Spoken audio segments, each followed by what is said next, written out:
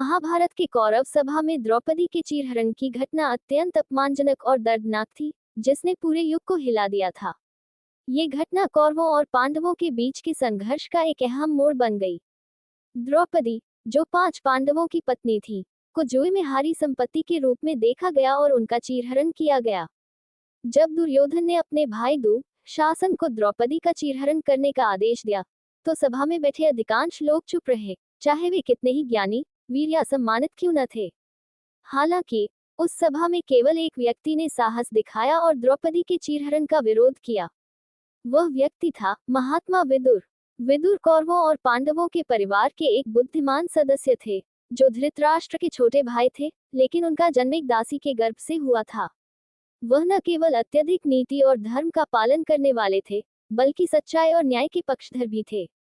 जब दुर्योधन ने युधिष्ठिर को जुए में धोखे से हराकर पांडवों की सारी संपत्ति और द्रौपदी को जीत लिया, तो विदुर ने इस अन्याय के खिलाफ आवाज उठाई।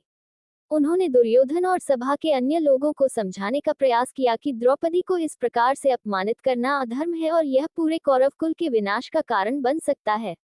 विदुर ने जोर देकर कहा कि स्त्री का इस प्रकार से अपमान करना न केवल पाप है, बल्कि यह राज्य और कुल दोनों के लिए अनर्थकारी साबित होगा।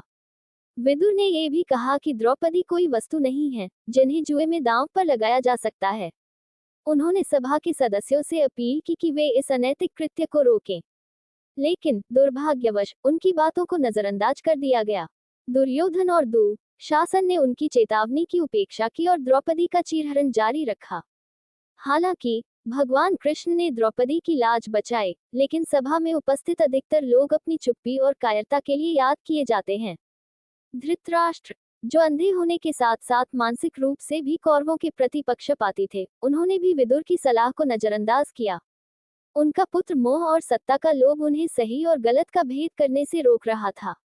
भीष्म पितामह और द्रोणाचार्य जैसे महान योद्धा, जो सभा में उपस्थित थे, ने भी किसी प्रकार का विरोध नहीं किया, और यह घटना धर्म और नैतिकता की हार के रूप में देखी गई।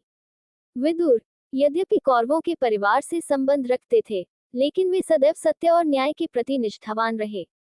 उन्होंने कई बार धृतराष्ट्र और उनके पुत्रों को चेताया कि उनका अधर्मी आचरण अंततः उनके विनाश का कारण बनेगा, लेकिन उनकी बातों को सदा अनसुना किया गया। इस घटना ने यह स्पष्ट कर दिया कि जब सत्ता, लोभ और अधर्म का बोलबाला हो, तो सच्चाई और धर्म को बनाए रखना कितना कठिन होता है। विदुर जैसे लोग, जो सही और नैतिक आचरण के लिए खड़े होते हैं, इतिहास में हमेशा सम्मान के पात्र होते हैं। कौरव सभा में विदुर का विरोध धर्म और सत्य की पराजय के बावजूद एक महत्वपूर्ण संदेश देता है कि अन्याय के खिलाफ आवाज उठाना आवश्यक है, चाहे परिस्थिति कितनी भी विकट क्यों न हो।